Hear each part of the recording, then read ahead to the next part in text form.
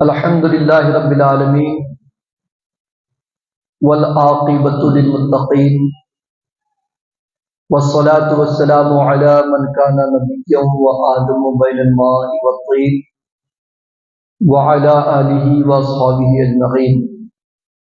أما بعد فأعوذ بالله من الشيطان الرجيم. بسم الله الرحمن الرحيم. الرجال قوامون على النساء. صدق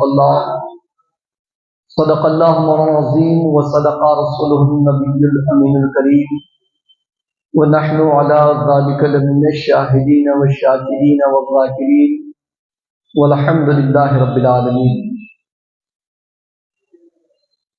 آئیے سب سے پہلے آپ اور ہم سبھی مل کر اپنے آقا و مولا جناب احمد مجتبی محمد رسول اللہ صلی اللہ تعالی علیہ وسلم کے دربار گوہر بار میں عقیدت و محبت کے ساتھ درود پاک پڑھنے. اللہم صلی علی سیدنا و مولانا محمد بارک وسلم صلی اللہ علیہ صلاۃ و سلام علیک یا رسول اللہ صلی اللہ تعالی علیہ وسلم.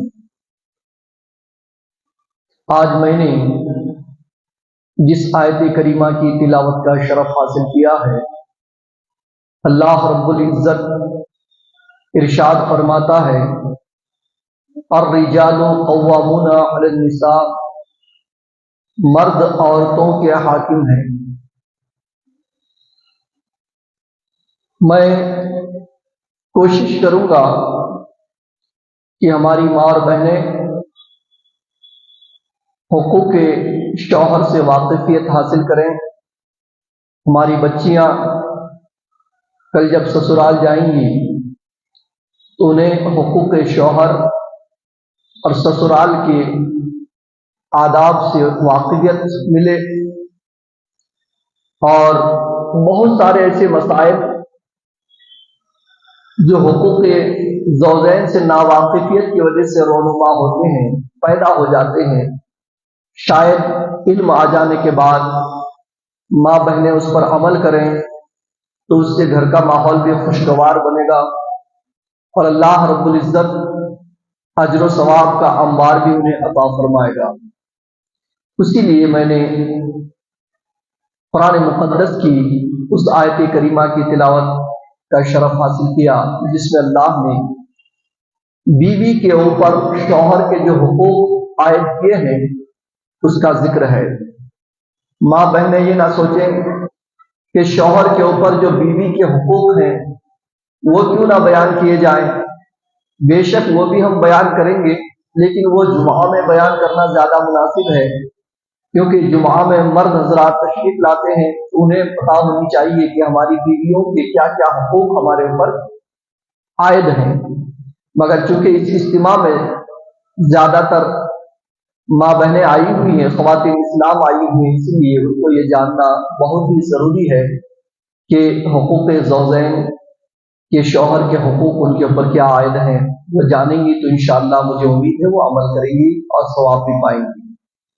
میں سمجھتا ہوں مردوں کے بنسبت عورتوں کا جنت میں جانا زیادہ آسان ہے، اور مردوں پر اسلام نے جو حقوق عائد کیے ہیں ان حقوق سے آسان تر حقوق عورتوں کے لیے عائد کیے ہیں. عورتیں آسانی کے ساتھ ان حقوق پر عمل کر سکتی ہیں. اس سے کہیں زیادہ اللہ رب العزت نے مردوں پر اسلامی حقوق اور اسلامی پابندیاں عائد کی ہیں. تو میں وہ آسانیاں جو عورتوں کے لیے شریعت نے رکھی ہے جنت میں جانے کے لیے، آج اسے میں پیش کروں گا.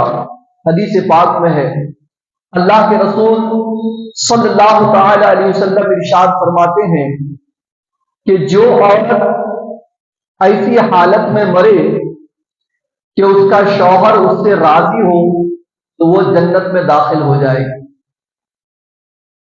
اس حدیث کو ذرا آپ غور کریں. سرکار فرماتے ہیں کہ عورت اگر اس حالت میں اس کا انتقال ہو کہ اس کا شوہر اس سے راضی ہے تو وہ داخل جنت ہو جائے گی. اللہ تبارک و تعالیٰ اسے جنت عطا فرمائے گا صرف اس لیے کہ اس کا شوہر اس سے راضی ہے. معلوم ہوا شوہر کی رضا जन्नत में दाखिल होने का एक सबब है। तो हर बीवी को चाहिए कि अपने शौहर को राजी रखें।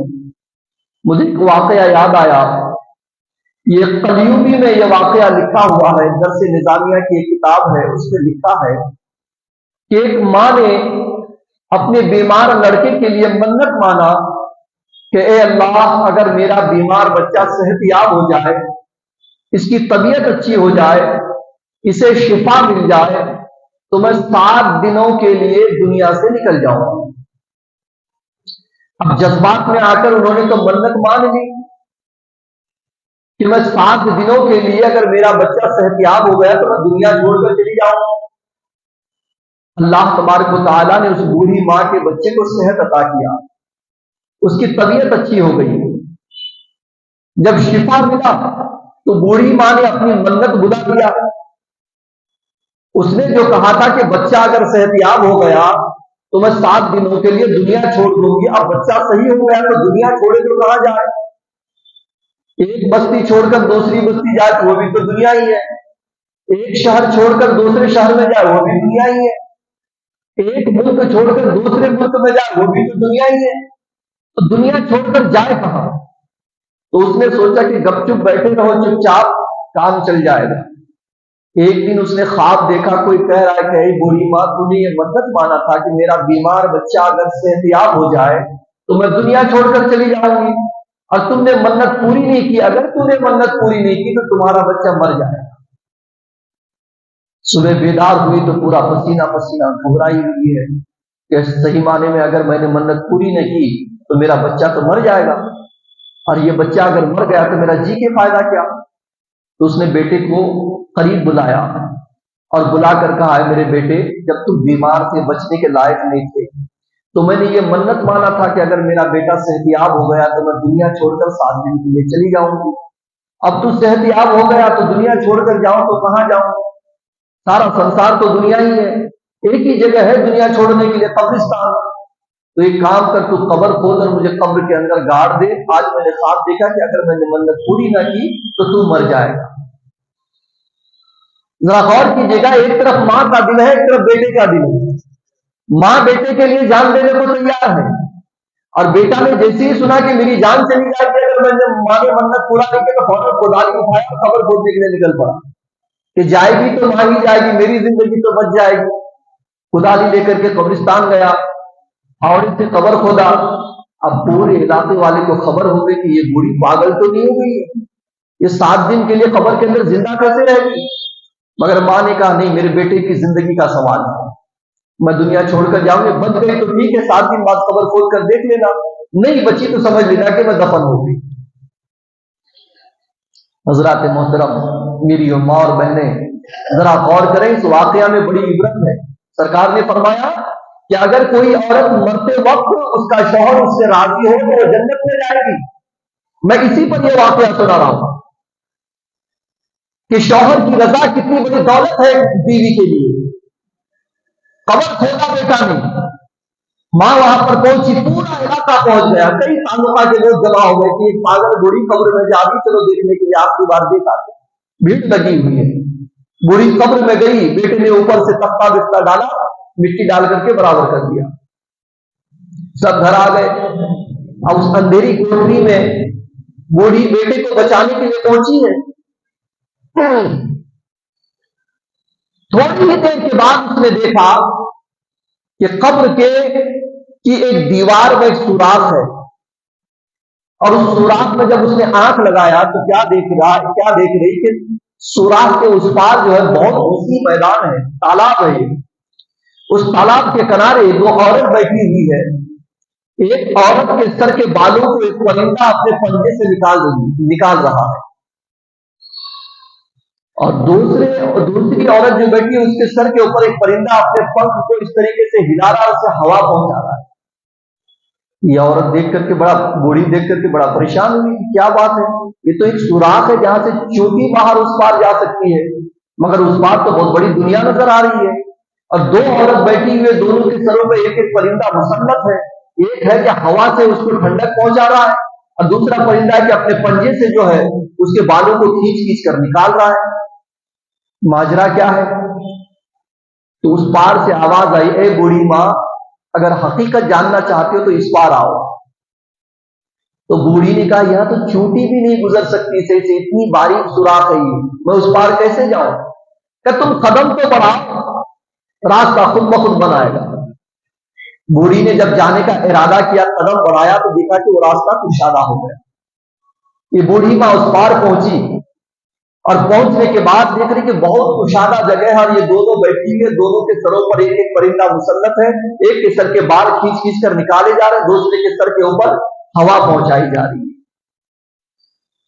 تو بوڑھی ماں نے جس کے سر پہ پرندہ اپنے پنجوں سے نوچ نوچ کر بال نکال رہا تھا سر سے، اس سے پوچھا کہ کیا بات ہے، تم پر یہ عذاب کیوں مسلط ہے؟ تو اس نے کہا کہ جب میں انتقال کی تھی تو کوئی ایسی عبادت نہیں تھی جو میں نے نہ کی ہو، کہ کچھ تو چھوٹا ہوگا کہ نہیں، روزہ، نماز، حج و زکات سب کچھ میں نے کیا، اللہ کی اطاعت، رسول اللہ کی فرما برداری، سنن پر عمل، واجبات پر عمل، فرائض پر عمل میں نے کیا تھا، جو کچھ کرنا تھا الحمدللہ میں نے عبادت و ریاضت کی۔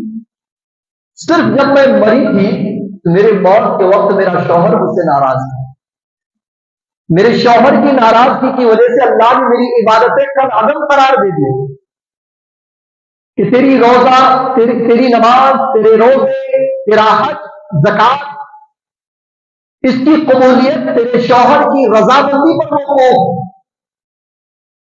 اور چونکہ تو نے عبادت تو کی، میرے احکامات کی تعمیل کی، میرے محبوب کے سنن پر عمل کیا، مگر میرے محبوب نے جو کہا تھا کہ اپنے شوہر کی رضامندی تمہارے لیے ضروری ہے، میں نے جو قرآن میں فرمایا تھا الرجال قوامون علی النساء، مرد عورتوں کے حاکم ہیں، تو تمہارے حاکم کو تم ناراض کر کے اس دنیا میں آئے، آخرت میں قدم رکھی ہو، تم نے نبی کی سنتوں پر عمل کی، مگر جس سنت کے تعلق سے نبی نے حکم دیا تھا کہ شوہر کی اطاعت کیا کرو، وہ تم نے عمل نہیں کیا، تمہارا شوہر تم سے ناراض ہے، اس کی ناراضگی کی وجہ سے تمہارے حج، تمہارے زکات، تمہاری نمازیں، یہ سب کل عدم قرار دیے جاتے ہیں۔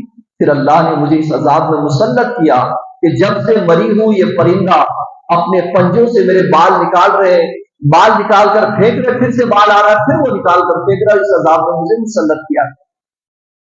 اب یہ بوڑھی دوسری عورت کے پاس پہنچی کہ آپ بتائیے کون سی نیکی آپ نے کیا تھا کہ آج اللہ تعالیٰ نے جنت میں آپ کو یہ انعام عطا فرمایا، قبر میں کہ ایک پرندہ آپ کے سر پہ اپنے پنکھ سے جو ہے ہوا پہنچا رہا ہے، آپ کو آرام مل رہا ہے، وہ نیکی کون سی تھی؟ تو اس عورت نے کہا کہ میں نے ٹھیک ڈھنگ سے دنیا میں نماز نہیں پڑھ پایا جیسے پڑھنی چاہیے، جیسے نماز پڑھنے کا حق تھا، روزے میں سے رکھ نہیں پائی خوشی اور خضوع کے ساتھ، حج و زکات میرے پاس نہیں، عبادت بھی ڈھنگ سے میں نے نہیں کر پایا، مگر جب میرا انتقال ہوا تھا تو میرا شوہر مجھ سے راضی تھا، میرے شوہر کی رضامندی کی وجہ سے اللہ رب العزت نے مجھے یہ انعام عطا فرمایا کہ اے عورت، اگرچہ تم نے عبادت میں دنیا میں سستی کیا تھا، کما حق و عبادت نہ کر سکی تھی، مگر چونکہ تم نے قرآن کی اس آیت پر عمل کیا الرجال قوامون علی النساء، میرے محبوب کی ان احادیث پر عمل کیا کہ شوہر کو راضی رکھا جائے، تم نے اپنے شوہر کو راضی رکھا، جب تم انتقال کیے تھے تو تمہارا شوہر تم سے راضی تھا، اس کی رضامندی کی برکت سے تجھے جنت عطا کی جاتی، جنت مل گئی شوہر کی رضامندی سے۔ بس یہ حالات سن رہے تھے کہ جو عورت جس کے سر سے بال کھینچ کھینچ کر نکالا جا رہا تھا، اس نے کہا اے بوڑھی ماں، تمہارے 7 دن پورے ہونے کو آئے، پتہ ہی نہیں چلا 7 دن کیسے گزر گئے ان لوگوں کے ساتھ، تمہارے 7 دن پورے ہونے کو آئے ہیں، اب تم اپنی قبر میں جاؤ، اور میں فلاں بستی کی رہنے والی ہوں، میرے شوہر کا نام فلاں ہے، وہ ابھی زندہ ہے، آپ جب جاؤ گے پلٹ کر تو میرے شوہر سے کہنا کہ میری حالت یہاں پر کیا ہے، اگر وہ مجھے معاف کر دے تو میرا رب بھی مجھے معاف فرما دے گا، تو جا کر میری طرف سے منت و سماجت کرنا کہ میرا شوہر مجھ سے راضی ہو جائے، میری خطاؤں کو معاف کر دے، ہو سکتا ہے اللہ رب العزت میرے پر کرم فرمائے اور میرے گناہوں کو معاف کر دے، اس ناراضگی کو معاف فرما کر مجھے جنت میں داخل فرمائے۔ بوڑھی ماں قدم بڑھائی تو دیکھا کہ پورا راستہ کھلا ہوا ہے، قبر میں پہنچی۔ 7 دن ہو چکا تھا، جتنے لوگ آئے تھے دفنانے کے لیے اس سے ڈبل ٹیبل آ گئے قبر کھودنے کے لیے کہ 7 دن بعد بوڑھی کا کیا حال ہوا ذرا دیکھتے ہیں۔ آس پاس کے سارے گاؤں والے آ گئے، اسی میں اس عورت کا شوہر بھی آ گیا جسے عذاب ہو رہا تھا دیکھنے کے لیے۔ قبر کھودا گیا، جب قبر کھل گئی تو دیکھ رہے کہ بوڑھی ماں سلامت ہے، باہر آئی، سارے لوگ خوشی کے مارے جھوم اٹھے، کمال ہو گیا، 7 دن تک بند قبر میں کیسے زندہ رہی ہے، سارے کے سارے پریشان۔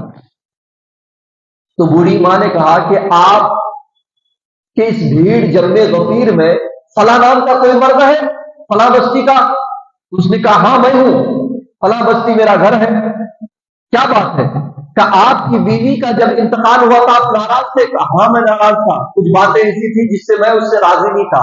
کہ آپ کی ناراضگی کی وجہ سے آپ کی بیوی عذاب میں مبتلا ہے، آپ کی بیوی نے مجھ سے اپیل کی ہے، گزارش کی ہے، ریکویسٹ کی ہے کہ میرے شوہر سے جا کر ہاتھ جوڑ کر میری طرف سے معافی مانگنا، اگر وہ مجھے معاف کر دے تو مجھے اس عذاب سے نجات مل سکتی ہے۔ شوہر کے آنکھوں میں آنسو آ گئے کہ اگر میری وجہ سے میری بیوی عذاب میں گرفتار ہے تو میں دل سے معاف کرتا ہوں، اے میرے مولا میں نے معاف کر دیا میری بیوی کو، تو بھی معاف فرما۔ جب رات ہوتی ہے تو بوڑھی بھی خواب دیکھتی ہے، شوہر بھی خواب دیکھتا ہے کہ اسے اللہ تبارک و تعالیٰ نے عذاب سے نکال کر ثواب اور جنت میں داخل فرما دیا۔ اللہ نے اس کے اوپر سے عذاب کو ہٹا دیا اور وہ جنتی ہو گئی ہے۔ اب وہ عورت کہے اے بوڑھی ماں بہت بہت شکریہ، آپ نے میرے شوہر سے اپیل کی، میرے شوہر نے مجھے معاف کیا، اللہ نے مجھے داخل جنت فرما دیا ہے، اللہ تبارک و تعالیٰ تمہیں اس کا اجر و ثواب عطا فرمائے۔ تو میرے آقا نے جو فرمایا کہ اگر کوئی عورت ایسی حالت میں انتقال کرے کہ اس کا شوہر اس سے راضی ہو تو اللہ تبارک و تعالیٰ اس عورت کو جنت میں داخل فرما دیتا ہے۔ اس لیے ماں بہنوں سے میں یہ اپیل کروں گا، ریکویسٹ کروں گا، گزارش کروں گا، اور یہ مؤدبانہ گزارش ہے کہ جن کی شادی ہو چکی ہے وہ اپنے شوہر کی اطاعت و فرما برداری کریں، اسے راضی رکھنے کی کوشش کریں، یہی آپ کی آخرت کے لیے بھلا ہے۔ اور جن بچیوں کی شادی نہیں ہوئی، شادی ہونے کے دہلیز پہ ہے، وہ ان سے بھی گزارش ہے کہ جب شادی ہو جائے تو پہلے دن سے لے کر موت تک ہمیشہ یہ کوشش کرتے رہنا کہ کبھی تمہارا شوہر تم سے ناراض نہ ہو، کیونکہ یہ تمہاری دنیا کے لیے بھی بہتر ہے اور آخرت کے لیے بھی بہتر ہے۔ آپ کو میں بتاؤں، بچیاں اگر شوہر کی اطاعت گزار ہو، فرما بردار ہو، تو اس کا صلہ اس کے والدین کو بھی ملا کرتا ہے۔ حدیث پاک میں ہے، میرے آقا کے ظاہری زندگی میں ایک صحابی رسول نے اپنی بیوی سے کہا کہ میں سفر میں جا رہا ہوں، دوسرے منزلے پہ ہم لوگ ہیں، نیچے مت اترنا جب تک میں پلٹ کر نہ آؤں۔ اب دیکھیں نیچے کے منزلے میں ان کے والدین یعنی سسرال ہے اور اوپر داماد رہ رہے ہیں، اور داماد کہہ رہے ہیں کہ جب تک سفر سے میں لوٹ نہ جاؤں تم نیچے مت اترنا، یعنی ماں باپ کے پاس مت جائیں۔ دور ہوتا تو مانتے کہ چلو بھائی پونا کی رہنے والی ہے اور اس سے کوئی شوہر کہہ رہا، اس کا شوہر کہہ رہا ہے کہ تمہارا باپ ساتارے میں رہتا ہے، میں کہ مت جانا، سمجھ میں آیا؟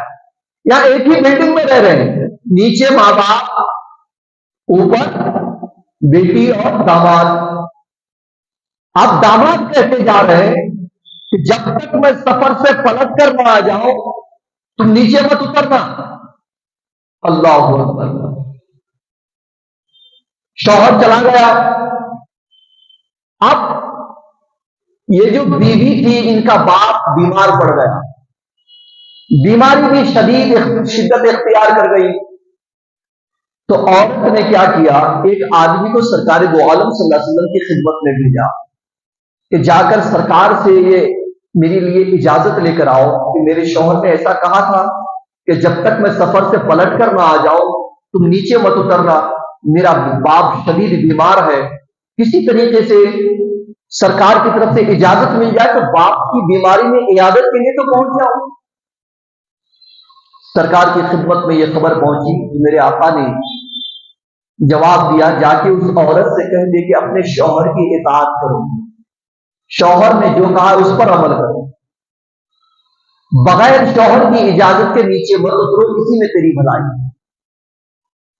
खबर मिली, नहीं उतरी कि सरकार की इजाजत नहीं है। इत्तफाक देखिए, बाप का इंतकाल हो गया कुछ दिन बाद, फिर सरकार की खिदमत में उसने खबर भिजवाया कि सरकार से इजाजत दिला दो, किसी तरीके से सरकार इजाजत दे दे तो कम से कम मरे हुए बाप का चेहरा तो देख लो, आखिरी वक्त में इसके बाद कभी देखना नसीब नहीं होगा। खबर पहुंची मेरे आका की बारगाह में कि उसके बाप का इंतकाल होगा या रसूल अल्लाह। वो नीचे उतर कर एक नजर बाप को देखना चाहती है। मेरे आका ने फरमाया उससे जाके कहो कि अपने शौहर की इताअत करे, उसी में भलाई है, अपने शौहर के हुक्म की खिलाफ वर्जी ना करे, शौहर ने जो कह दिया उसी पर अमल करे। हालांकि मेरे आका अगर इजाजत दे देते तो उनका शौहर नाराज नहीं होता कि सरकार से इजाजत मिल गई, अब मैं क्या कर सकता हूं, मगर नहीं, सरकार ने शौहर के हुक्म की अहमियत को बताने के लिए खुद भी इजाजत नहीं दिया और फरमाया उससे कहो कि उसकी दुनिया और आखिरत के लिए यही भला है कि वो नीचे ना उतरी। खबर मिली, वो नहीं उतरी, उसके बाप को दफन कर दिया गया। दफन हो जाने के बाद सरकार दो आलम सल्लल्लाहु अलैहि वसल्लम खबर भिजवाती है कि जाके उस औरत से कहो कि उसने अपने शौहर के हुक्म की तामील की, उस पर अमल किया, उसकी बरकत से अल्लाह रब्बुल इज्जत ने उसके बाप को जन्नत में दाखिल फरमा दिया है। एक बेटी ने अपने शौहर के हुक्म की तामील की, उसकी बरकत से उसके मरे हुए बाप को अल्लाह ने जन्नत में दाखिल फरमा दिया। यहां से हमें दो बातें समझ में आती है। एक बात यह समझ में आई कि अगर हमारी बेटियां अपने शौहर को राजी रखे, खुश करे, तो उसका सिला उनके वालिदैन को भी मिला करता है। जैसे कि यहां मिला कि उसने अपने शौहर के हुक्म की तामील की, सिर्फ उस तामील की बरकत से अल्लाह ने उसके बाप को जन्नत अता फरमा दी कि तूने ऐसी बेटी जन्म दिया है, ऐसी बेटी को तालीम दिया है, बेटी को ऐसा सिखाया है कि बेटी ने शरीयत पर अमल किया, यहां तक कि बाप इंतकाल कर गया क्योंकि शौहर के हुक्म को तोड़ा नहीं उसने।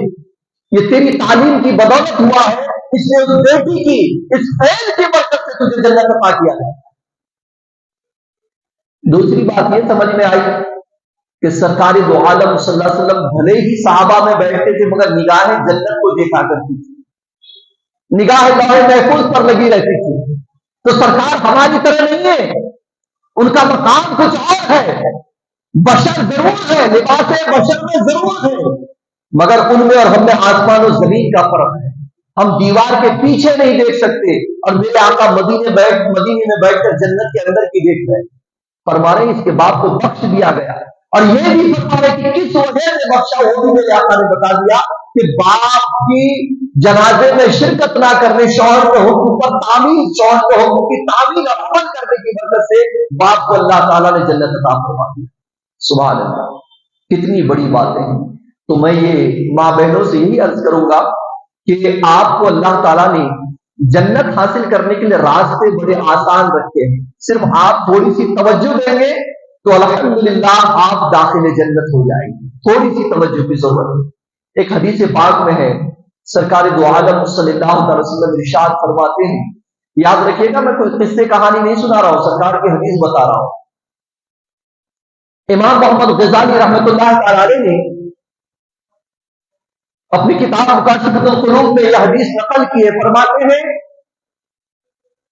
सरकार दो आलम सल्लल्लाहु अलैहि वसल्लम ने इरशाद फरमाया कि हामिला औरतें, जिसको हमल रहे, पेट में बच्चा रहे, वह हामिला औरतें और बच्चे को जन्म देने वाली औरतें, बच्चे को दूध पिलाने वाली औरतें, बच्चों के साथ मोहब्बत करने, सिलारहमी करने वाली औरतों से अच्छी तालीम देने वाली औरतें, अगर अपने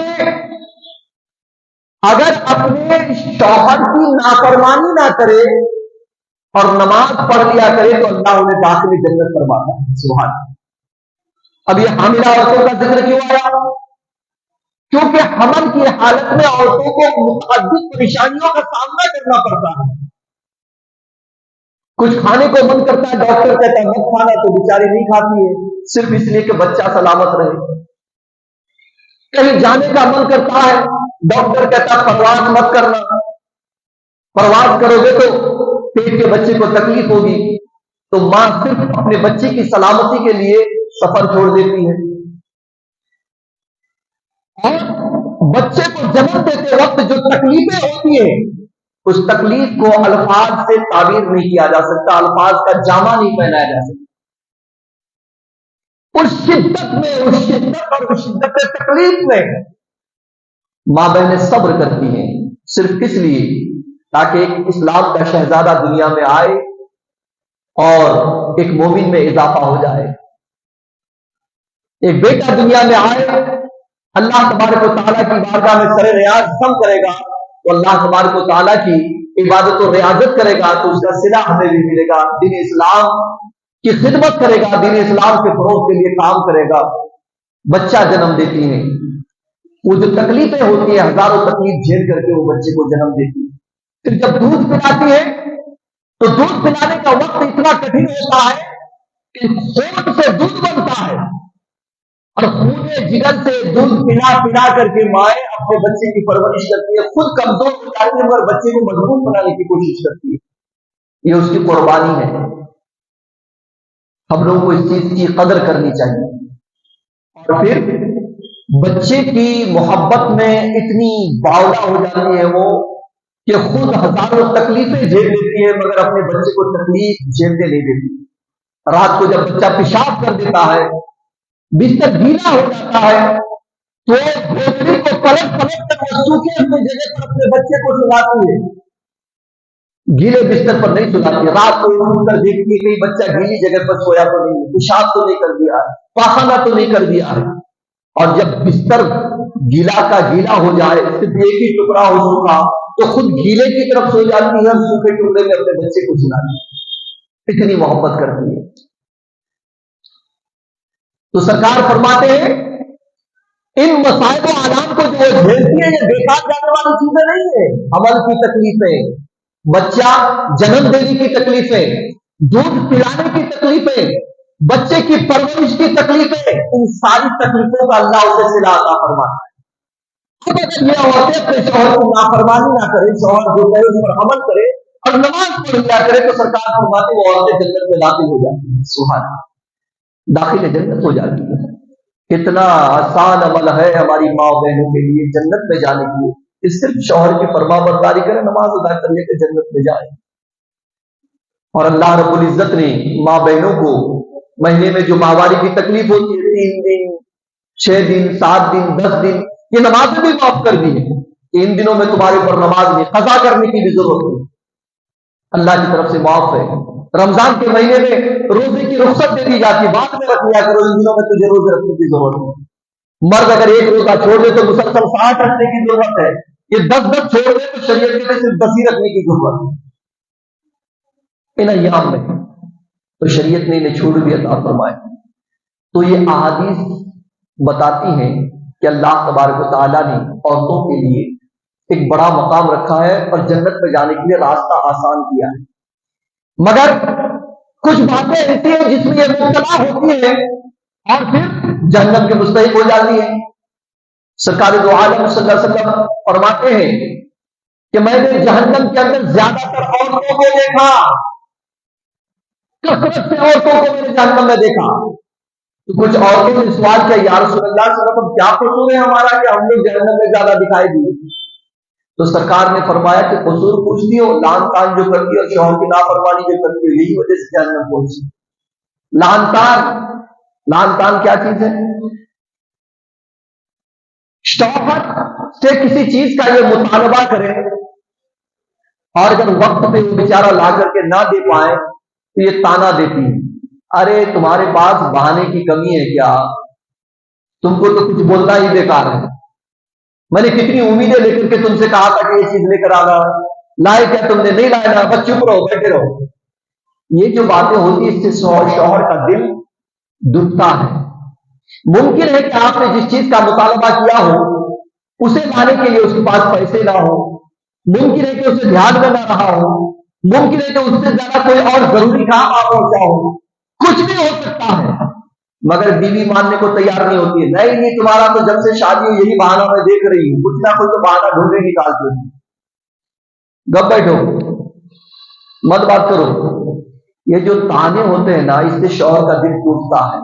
سرکار فرماتے ہیں یہ شوہر کی نافرمانی ہے، جس نے تمہاری زندگی کو کی بقا کے لیے صبح سے شام تک باہر جا کر رزق لے کر آتا ہے، اور تم گھر بیٹھ کر کے بناتی ہو، مل کر کے کھاتی ہو، اس شوہر کے شکر ادا کرنے کے بجائے تم ناشکری کر رہی ہو۔ یہی ناشکری اللہ کو پسند نہیں ہے، اسی وجہ سے تم سب جہنم میں جاتی ہو۔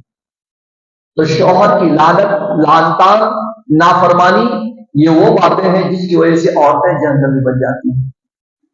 آسانی سے یہ جنت بھی جا سکتی ہے، اور تھوڑی سی نافرمانی سے یہ جہنم بھی پہنچ جاتی ہے۔ اس لیے شوہروں کی آپ جو حقوق ہے اسے ادا کریں اور جنت کے مستحق بنے۔ الحمدللہ آپ کو میں بتاؤں ایک حدیث پاک اور سنیے۔ سرکار دو عالم صلی اللہ علیہ وسلم فرماتے ہیں، جب میں معراج تشریف لے گیا تو میں نے جہنم میں عورتوں کو زیادہ دیکھا، جنت میں تھوڑی سی عورتوں کو دیکھا۔ تو میں نے جبریل امین سے پوچھا، ہے جبریل جنت میں سے تھوڑی سی عورتیں کیوں، باقی عورتیں کدھر گئیں؟ تو جبریل امین نے کہا، یا رسول اللہ، دو چیزوں نے اسے جنت میں آنے سے روک دیا ہے۔ کہ کون دو چیز؟ کہ دوستوں کا چیز، لال چیزوں نے آنے سے جنت میں روک دیا۔ کہ دو لال چیز کیا ہے؟ کہ ایک تو سونے چاندی کی، سونے کی محبت، دوسری ایک زعفران، ریشم، رنگ برنگ کپڑے کی محبت۔ عورتوں کو دو چیزوں سے بہت محبت ہوتی ہے، کپڑے سے بھی محبت کرتی ہے، سونے سے بھی محبت کرتی ہے۔ شوہر سے کہہ دے کہ فلاں زیور لے کر کے آؤ، نہ لے پائے تو لان تان۔ کپڑے مارکیٹ میں کوئی اسے پسند آ جائے، نہ لے پائے تو لان تان۔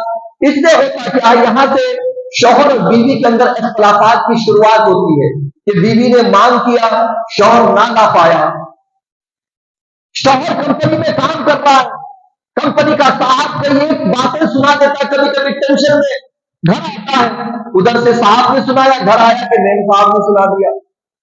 اب یہ میم صاحب جب سناتا ہے، سناتی ہے، تو شوہر کا دل ٹوٹتا ہے کہ ایک تو باہر میں چین نہیں، ادھر گھر میں بھی چین نہیں، گھر والے بھی بھروسہ کرنے کو تیار نہیں۔ دل خراب ہوتا ہے، دوست کے پاس تذکرہ کرتا ہے، ارے دوست بہت ٹینشن میں، پریشانی میں، کیا ہوا؟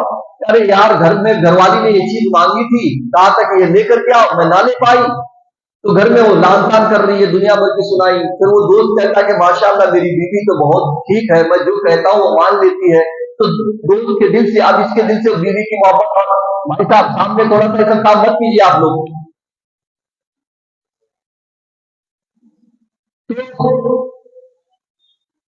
اب جب دوست کہتا ہے کہ میری بیوی تو ماشاءاللہ جو میں کہتا ہوں اس پر عمل کرتی ہے، تو اب اس کا دل اور ٹوٹتا ہے کہ ماشاءاللہ ان کو کتنی اچھی بیوی ملی ہے کہ شوہر کی مجبوری کو سمجھتی ہے، میری بیوی ہے کہ سنتی نہیں ہے۔ تو اور محبت میں کمی آ جاتی ہے، پھر دھیرے دھیرے دونوں میں دوریاں پیدا ہوتی ہیں۔ پھر بیوی کی ان شکوہ شکایت کی وجہ سے وہ شوہر کی نگاہ سے گر جاتی ہے، پھر ایک وقت ایسا آتا ہے کہ معاملہ آگے بڑھتا طلاق تک پہنچ جاتا ہے۔ تو اس طریقے سے ایک عورت دنیا بھی خراب کر لیتی ہے اور اپنا آخرت بھی خراب کر لیتی ہے۔ دنیا اس لیے خراب ہوتی ہے کہ شوہر کا جو عزت و احترام کا سایہ اس کے سر پہ تھا وہ اتر جاتا ہے، اور آخرت اس لیے خراب کر لیتی کہ سرکار فرماتے ہیں کہ جس کا شوہر ناراض رہے وہ جنت میں نہیں جا سکتی ہے، شوہر راضی رہے تبھی عورت جنت میں جائے گی۔ تو دنیا بھی برباد، آخرت بھی برباد۔ تو ایسی ماں بہنوں سے میری ریکویسٹ اور گزارش ہے کہ جو حقوق شوہر کے آپ کے اوپر ہیں ان حقوق پر آپ عمل کریں، شوہر کو راضی رکھنے کی کوشش کریں۔ وہ کمپنی سے کام کر کے کدھر سے بھی مزدوری کر کے جب گھر آئے تو ایک گلاس پانی لے کے سامنے پہنچے، حشاش و بشاش خوبصورت چہرہ لے کر کے ہنستے ہوئے مسکراتے ہوئے آئے، آپ بیٹھیے پانی پیجیے، پہلے کوئی تکلیف ہوئی کیا، کوئی ٹینشن تو نہیں ہے، کوئی پریشانی تو نہیں ہے، سر دکھ رہا ہے کیا، پاؤں دکھ رہا ہے کیا، سر دبا دو۔ جب آپ مسکرا کر آپ دو بات ان سے کریں گے تو ان کا سارا ٹینشن تو ویسے دور ہو جائے گا، اس کی پریشانیاں ویسے ختم ہو جائیں گی، اور یہ جو ایک گلاس پانی آپ پیش کریں گے دن بھر کی تھکان اس کی دور ہو جائے گی، اور دو میٹھی بول محبت کی باتیں آپ کی ان کی ساری پریشانیوں کو دور کر دیں گی۔ جب یہ عادت آپ بنا لیں گے، محبت میں مضبوطی بھی آئے گی، اضافہ بھی ہوگا، آپ کی زندگی دنیا میں بھی خوشگوار ہوگی، آخرت میں بھی خوشگوار ہوگی۔ مگر عورتیں ان چیزوں کو نہیں سمجھ پاتی۔ کہتے ایک شخص نے 2 شادی کیا، 4 شادی کرنے کا حکم ہے، کر سکتا ہے، اگر مرد کی کیپیسٹی سنبھالنے کے لیے 4 شادی تک کر سکتا ہے، مگر ماں اور بہنیں اتنے دل میں تنگ دل کی ہوتی ہے کہ وہ اپنا سوتن نام تو دے سننا ہی نہیں چاہتی۔ سوتن بالکل نہیں، کچھ بھی کر لو ہم سہن کر لیں گے، سوتن نہیں۔ حالانکہ شریعت نے کہا کہ سنبھال سکو تو 4 تک کر سکتے ہو۔ یہی وجہ ہے کہ ہماری قوم میں کتنی بیوائیں ہیں، کیونکہ بیوی جو ہے بیواؤں سے، ارے دوسری شادی کا نام مت لینا، آئی پی او تو ڈنڈا دبا دوں گی۔ کتنی ایسی بیوائیں ہیں قوم میں، اگر جو کفالت کے لائق ہے، جو 2 بیوی سنبھال سکتا ہے، 3 بیوی سنبھال سکتا ہے، اگر وہ بیواؤں سے نکاح کر لے تو کتنی عورتوں کے سروں پر سایہ آ جائے گا۔ مگر بیوی یہ نہیں چاہتی کہ دوسری آئے، سب معاملے میں کوآپریٹ کرے گی، اس معاملے میں نہیں کرے گی۔ ایک بیچارے نے 2 شادی کر لیا تھا، تو بیویوں نے بانٹ لیا، دائنا ہاتھ میں دباؤں گی، بایاں تم دباؤ، دائنا پاؤں میں دباؤں گی، بایاں تم دباؤ، سر میں دباؤں گی، گلا تم دباؤ۔ تو شوہر میں گلا چھوڑ کے دباؤ، گلا دبا دو گے تو کچھ دبانے کے لائق نہیں رہے۔ اس طریقے سے بانٹ لیا دونوں بیوی نے۔ اتفاق سے جو بڑی بیوی تھی اس نے بولا میں میکے جا رہی تھی، جاؤ۔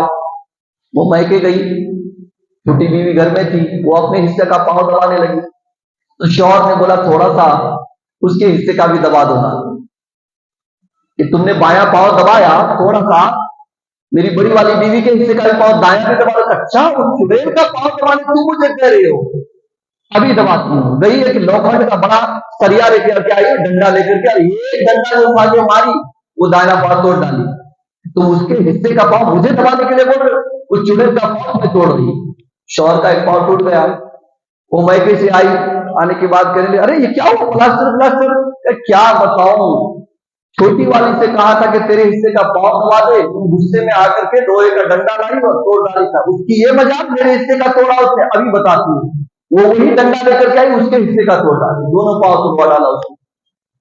اتنی سوتن سے اتنی نفرت ہوتی ہے، آدمی بیچارے رگڑا بن کے گھر بیٹھ گئی، نہ یہ پاؤں نہیں نہ وہ پاؤں سے، دونوں میں پلاسٹر۔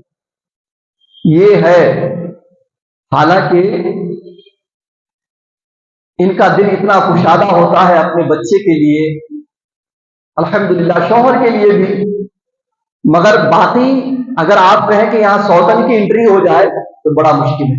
خیر، جو صاحب ثروت ہیں، صاحب دولت ہیں، وہ اگر چاہیں تو شریعت نے انہیں اجازت دیا ہے، زندگی بات ہے۔ لیکن کہنے کا مقصد میرا یہ ہے کہ ماں اور بہنوں کے لیے سب سے امپورٹنٹ، سب سے ضروری، سب سے ضروری اگر کہیں اشد ضروری ان کی زندگی میں اگر کچھ ہے تو وہ یہ ہے کہ وہ شوہر کی ہر حال میں عزت کرے، احترام کرے، تابعداری کرے، اسے خوش رکھے۔ یہی اس کے لیے آخرت کی نجات کا ایک ذریعہ ہے اور بہت بڑا سبب ہے۔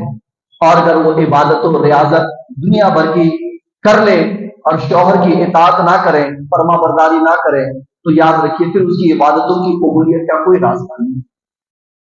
حدیث پاک میں ہے، حضرت عائشہ صدیقہ رضی اللہ تعالی عنہا سے ایک حدیث مروی ہے۔ حضرت عائشہ فرماتی ہے کہ سرکار دو عالم صلی اللہ علیہ وسلم کی خدمت میں ایک لڑکی آئی اور آنے کے بعد عرض کرنے لگی یا رسول اللہ، میں جوان ہوں اور میرے رشتے بھی بہت آ رہے ہیں، مگر میں شادی کرنا پسند نہیں کرتی۔ جوان ہوں، خوبصورت ہوں، رشتے بہت آ رہے ہیں، ایسا نہیں کہ رشتے نہیں آ رہے، مگر میں شادی کرنا پسند نہیں کرتی ہوں یا رسول اللہ، کیا معلوم شوہر کے حقوق ادا کر پاؤں گی کہ نہیں؟ تو آپ مجھے بتائیں شوہر کے حقوق کیا ہیں؟ تو اللہ کے رسول صلی اللہ علیہ وسلم نے ارشاد فرمایا، شوہر کے حقوق پوچھتی ہو، اگر شوہر کے سر سے لے کر پاؤں تک جسم میں زخم ہو جائے اور پیپ بھر جائے اور بیوی اپنی زبان سے چاٹ چاٹ کر اسے صاف کرے تو بھی شوہر کا حق نہیں ادا کر سکتی۔ شوہر کے اتنے حقوق، پورا جسم اگر زخم سے بھر جائے اور بیوی زبان سے چاٹ کر صاف کرے تو بھی حق نہیں ادا ہو سکتا ہے۔ تو اس لڑکی نے کہا یا رسول اللہ، تو کیا میں شادی نہ کروں؟ اس سے بہتر کہ شادی نہ کرو، اتنا زیادہ اتنی بڑی ذمہ داری کیسے ادا کرو؟ تو سرکار نے فرمایا کہ تم شادی کرو، شادی میں بھلائی ہے، شادی کرو، شادی میں بھلائی ہے۔ مطلب یہ ہے کہ اب تم اللہ اور اس کے رسول کی تابع اور فرما برداری کرو گے، صرف یہی نہیں کیا تمہارے پاس ہے، لیکن شادی کر لو گے تو شوہر کے حقوق ادا کرو گی تو تمہیں اور ڈھیر ساری نیکیاں ملیں گی۔ دن میں 5 وقت کی نماز پڑھو گی، یہ اللہ کی عبادت ہے، رسول اللہ صلی اللہ علیہ وسلم کی سنتوں پر عمل کرو، یہ عبادت ہے۔ مگر شوہر کی فرما برداری اور اس کی خوشی اور رضامندی 24 گھنٹہ عبادت ہے نا۔ جب جب تمہارا شوہر تم سے راضی تب تک تمہیں نیکیاں ملے گی۔ شوہر کی رضامندی صبح سے لے کے شام تک، پوری رات اس کے ساتھ، پورے دن اس کے ساتھ، جب جب تم اس کے ساتھ رہو، شوہر مسکرا، شوہر کو دیکھ کر مسکرا دو، شوہر کے لبوں پر ہنسی آ جائے، مسکراہٹ آ جائے، تجھے دیکھ کر اس کا چہرہ کھل اٹھے، اس میں بھی تجھے ثواب ملے گا۔ مطلب یہ ہے تو تم شادی کرو، اس میں تمہارے لیے بھلائی ہے۔ حضرت عبداللہ ابن عباس رضی اللہ عنہ سے مروی ہے کہ بنی قسم کی ایک عورت سرکار دو عالم صلی اللہ علیہ وسلم کی خدمت میں آئی اور آنے کے بعد کہنے لگی، یا رسول اللہ صلی اللہ علیہ وسلم، میں شادی کرنا چاہتی ہوں، میں شادی کرنا چاہتی ہوں، لیکن شادی کرنے سے پہلے یا رسول اللہ شوہر کے حقوق کیا ہے یہ جاننا چاہتی ہوں، آپ مجھے یہ بتائیں شوہر کے حقوق کیا ہے۔ ہماری بچیاں دنیا کی سب ہنر سیکھ لیتی ہیں، سینا پرونا، کمپیوٹر چلانا، انجینئر بن جاتی، ڈاکٹر بن جاتی، سب بن جاتی، مگر شوہر کے حقوق کیا اس کے بارے میں کبھی نہیں جاننا چاہتی۔ کیا حقوق ہے شوہر کے، جو اس کی بخشش اور نجات کا ذریعہ ہے وہی نہیں جاننا چاہتی ہے۔ مگر اس وقت سوچئے عورتوں میں مردوں کی کتنی قدر، شوہروں کا کتنا احترام ہوتا تھا کہ شادی سے پہلے سب سیکھ لینا مناسب سمجھتی تھی کہ شادی سے پہلے جان لوں کہ شوہر کے حقوق کیا ہے، تاکہ شادی کے بعد سارے حقوق کو میں صحیح ڈھنگ سے ادا کر سکوں۔ یا رسول اللہ میں شادی کرنا چاہتی ہوں مگر شوہر کے حقوق کیا ہے یہ مجھے معلوم نہیں، آپ بتائیں شوہر کے حقوق کیا ہے۔ سرکار نے فرمایا شوہر کے حقوق میں سے ایک یہ ہے کہ شوہر جب بیوی کا ارادہ کرے، اسے قریب بلانا چاہے تو اگرچہ بیوی اونٹ کے اوپر سوار ہو اس وقت بھی وہ شوہر کو منع نہ کرے، اس وقت بھی اگر شوہر بلائے تو ترنت جائے، چاہے وہ سفر میں بھی کیوں نہ ہو، شوہر قریب بلائے تو وہ قریب جائے۔ اور شوہر کے حقوق میں سے ایک حق یہ ہے کہ شوہر کی اجازت کے بغیر گھر کی کوئی چیز کسی دوسرے کو نہ دے۔ شوہر کی اجازت کے بغیر گھر کا ایک تنکا کسی دوسرے کو نہ دے، یہ شوہر کے حقوق میں شامل ہے۔ اور شوہر کے حقوق میں سے ایک حق یہ ہے کہ شوہر کی اجازت کے بغیر وہ نفلی روزہ بھی نہ رکھے۔ اگر نفلی روزہ عورت نے رکھ لیا، شوہر نے توڑنے کے لیے بولا تو توڑ دینا ہے۔ آپ سوچ سکتے ہیں روزہ اللہ کے لیے، مگر بغیر شوہر کی اجازت کے وہ نفلی روزہ نہیں رکھ سکتی۔ سرکار فرماتے اگر اس نے نفلی روزہ رکھ لیا اپنے شوہر کی اجازت کے بغیر تو وہ دن بھر بھوکی رہی، اللہ نے اس کے روزہ کو قبول نہیں فرمایا۔ غور کیجیے۔ اور میرے آقا فرماتے ہیں شوہر کے حقوق میں سے ایک حق یہ ہے کہ اس کی اجازت کے بغیر بیوی اپنے گھر کے دہلیز سے باہر قدم نہ رکھے، یہ شوہر کا حق ہے۔ میری ماں اور بہنیں اپنے دلوں کی طرف جھانک کر دیکھیں، اپنے ضمیر کو دیکھیں، کیا یہ سب حق کوئی ادا کرتی ہیں؟ شوہر کی اجازت کے بغیر ایک تنکا بھی کسی کو دے نہیں سکتے۔ شوہر نے آ کر پوچھا ارے فلاں چیز نظر نہیں، میں نے فلاں کو دے دیا، کیوں دے دیا؟ مجھے پوچھا کیا؟ ہر بات تم سے پوچھنا ضروری ہے کیا؟ سب کام تم سے پوچھ کے کروں کیا؟ شوہر بیچارہ گھر آیا، دیکھ رہا بیوی نہیں ہے، فون لگایا کدھر ہے؟ تو فلاں جگہ ہو۔ ارے تم وہاں گئے مجھے پتا نہیں، ہر جگہ تم کو پوچھ کے جانا ضروری ہے کیا؟ میری بھی لائف ہے کہ نہیں، میری زندگی ہے کہ نہیں، میری کوئی مرضی ہے کہ نہیں؟ یہ ہے ہماری بیویوں کی آواز، یہ ہے جواب۔ ذرا سوچئے سرکار نے کیا فرمایا کہ شوہر کی اجازت کے بغیر گھر سے باہر آپ قدم بھی نہیں رکھ سکتی ہیں، شوہر کی اجازت کے بغیر ایک تنکا بھی کسی کو نہیں دے سکتی۔ اب سرکار فرماتے ہیں اگر شوہر کی اجازت کے بغیر بیوی گھر سے باہر چلی گئی تو جب تک گھر پلٹ کر نہیں آتی ہے یا جب تک توبہ نہیں کر لیتی ہے اللہ کے فرشتے اس عورت پر لعنت بھیجتے رہتے ہیں. اللہ کے فرشتے اس عورت پر جو شوہر کی اجازت کے بغیر گھر سے باہر قدم رکھا، اس پر اللہ کے فرشتے لعنت بھیجتے ہیں. اور جس عورت پر اللہ کے فرشتوں کی لعنت ہو، کیا اس کے نصیب میں جنت ہو سکتی ہے؟ اللہ اکبر. ماں اور بہنیں غور کریں، خود پہ رحم کریں، سوچیں کہ انہیں کیا کرنا چاہیے، وہ کیا کر رہی ہیں. یہاں تک کہ میرے آقا نے فرمایا کہ شوہر کے اتنے حقوق ہیں عورت کے اوپر، اتنے حقوق ہیں اور اتنا بڑا مقام ہے شوہر کا کہ میرے آقا صلی اللہ علیہ وسلم ارشاد فرماتے ہیں کہ اگر غیر اللہ کو سجدہ کرنا جائز ہوتا، اللہ کے سوا کسی کو سجدہ کرنا جائز ہوتا، تو میں عورتوں کو حکم دیتا کہ وہ اپنے شوہروں کو سجدہ کیا کریں. اللہ اکبر. اتنا بڑا مقام شوہر کا کہ اگر اللہ کے سوا کسی کو سجدہ روا ہوتا، جائز ہوتا، تو میں عورتوں کو حکم دیتا کہ شوہروں کو سجدہ کیا کریں. اللہ اکبر. اتنا بڑا مقام شوہر کا. پھر اس کی نافرمانی اگر کرے تو کیسے جنت میں جائے؟ سرکار دو عالم صلی اللہ علیہ وسلم فرماتے ہیں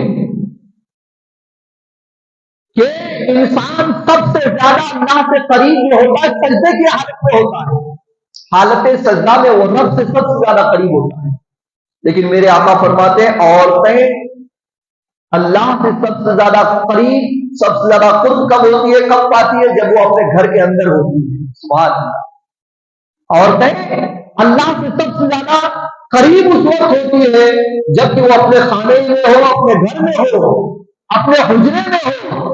گھر سے باہر کیا کرے کہ اس کے شیطان اسے جھانکنا شروع کر دیتا ہے، شیطان اسے دیکھنا شروع کر دیتا ہے.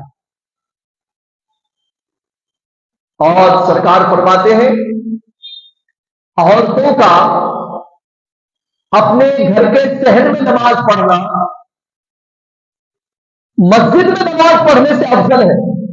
مرد کے لیے افضل نماز یہ ہے کہ وہ مسجد میں جا کر پڑھے، جماعت کے ساتھ پڑھے. مگر عورت کے لیے افضل نماز یہ ہے، زیادہ ثواب نماز یہ ہے کہ وہ اپنے گھر کے صحن میں پڑھے. اور اگر وہ چاہتی ہے کہ اس سے بھی زیادہ ثواب ملے تو اپنے گھر کے اندر پڑھے، صحن میں بھی نہیں، گھر کے اندر پڑھے.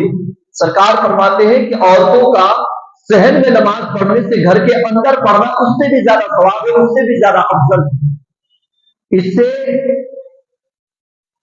عورتوں کو جو ہے پردہ نشینی اختیار کرنے کی نصیحت دی گئی ہے کہ تم جتنا پردے میں رہو اتنا ثواب، جتنا گھر کے اندر رہو اتنا تمہارے لیے بہتر، جتنے شوہر کی تابع داری فرما برداری کرو اتنا تمہارے لیے جنت میں جانا آسان.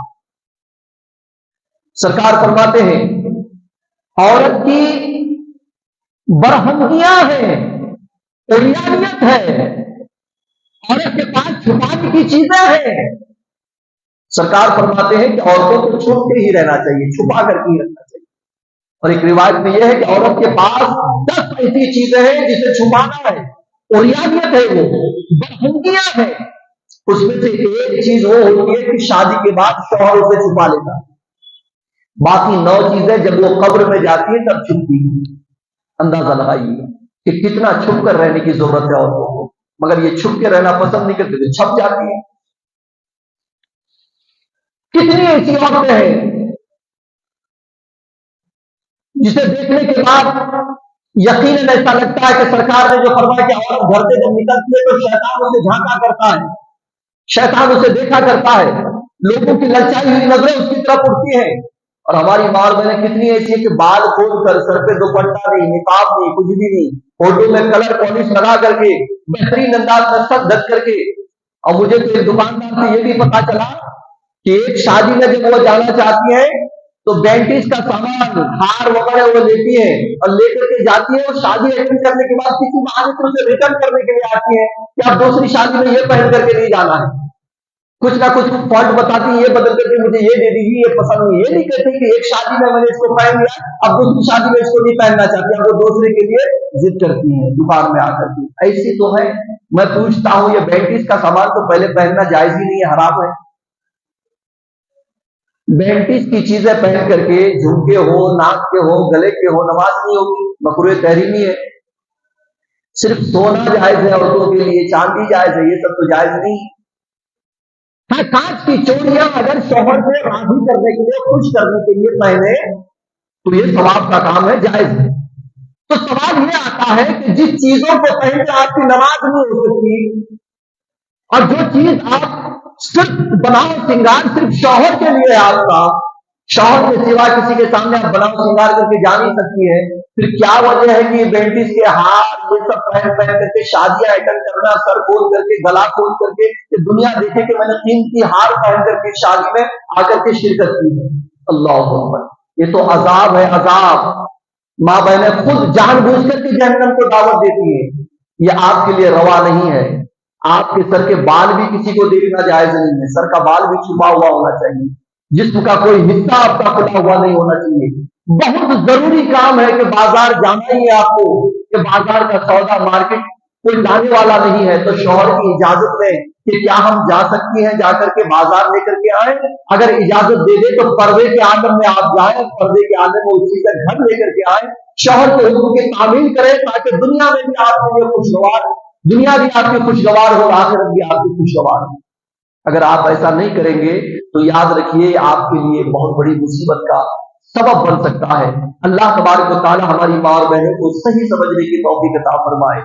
मैं आपको बताऊं, पहले भी तो औरतें थी, आज आप फरमाइश किया करती हैं, फला चीज लेकर के आना, शाम को आओगे तो वो लेकर के आना, बच्चे के लिए ये लेकर आना, मेरे लिए वो लेकर आना।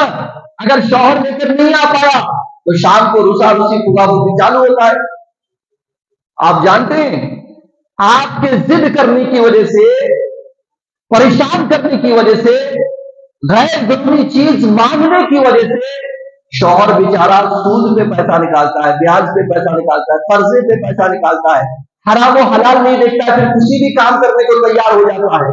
और पहले की औरतें कैसी होती थी मालूम है?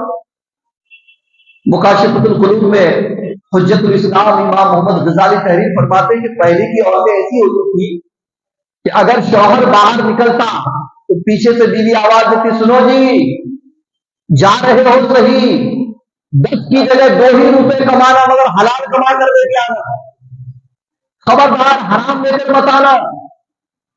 हम दुनिया की तकलीफें बर्दाश्त कर सकती हैं, मगर आखिरत का अजाब बर्दाश्त नहीं कर सकती। एक बेटी बाप को पुकार कर कहती थी, अब्बा हुजूर रिस्क के लिए जा रहे, हलाल काम करना, हराम काम करके गलत रोजी मत लेकर आना। दुनिया की तकलीफें आपकी बेटी झेल सकती है, मगर जहन्नम का आग झेल नहीं सकती है। ये कहती थी बेटी, ये कहती थी बीवी। और आज की बीवी, आज की बेटी क्या कहती है? जा रहे बाहर से ही, कल मांगी थी मैंने, नहीं लाए थे, आज जरूर लेकर के आना, नहीं ला पाओगे तो घर ही मत आना। अल्लाह वली, कितना फर्क हो गया है उनमें और इनमें, कितना फर्क हो गया हमारी माँ और बहनों में। आप तो वो है कि आपने घर के घर को सुधार दिया, आपसे मुआशरे की खुशहाली है। आपने तो कितने ऐसे शौहर जो हिम्मत जिसकी टूट जाती है, ताकत खत्म हो जाती है, बीवी हौसला करके डरने की कोई बात नहीं, मैं हूं ना आपके साथ, आप जिस हाल में रहेंगे मैं उस हाल में रहूंगी, जो तकलीफें आएंगी दोनों बांट कर झेल लेंगे। शौहर का दिल बड़ा होता है, दिल से दुआएं निकलती है, मेरे मौला मेरी बीवी को दुनिया और आखिरत में सरफरोही अता हो। ये चीज बीवी के अंदर होनी चाहिए ताकि शौहर आपसे खुश हो जाए।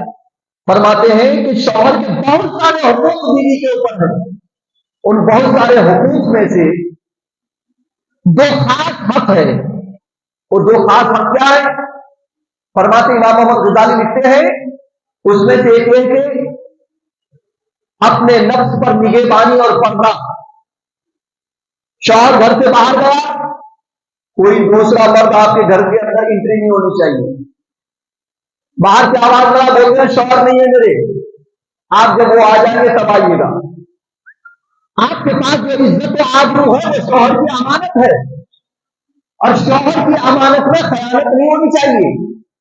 एक तो आप अपने नफ्स की हिफाजत करें, दूसरा पर्दा कि गैर मर्द के सामने खुल करके ना आए, पर्दे के आलम में आए, जरूरत हो तो पर्दे के आलम में आए। आपकी आवाज भी औरत है, आवाज को भी बाहर आप किसी के पास नहीं फैला सकते, अपनी आवाज नहीं पहुंचा सकते। एक हक ये है। दूसरा हक इमाम मोहम्मद गजाली तहरीर फरमाते, दूसरा हक शौहर का बीवी के ऊपर बहुत ही अहम और जरूरी ये है कि बीवी उस चीज का शौहर से मुतालबा ना करे जो चीज के उसके लिए जरूरी ना हो।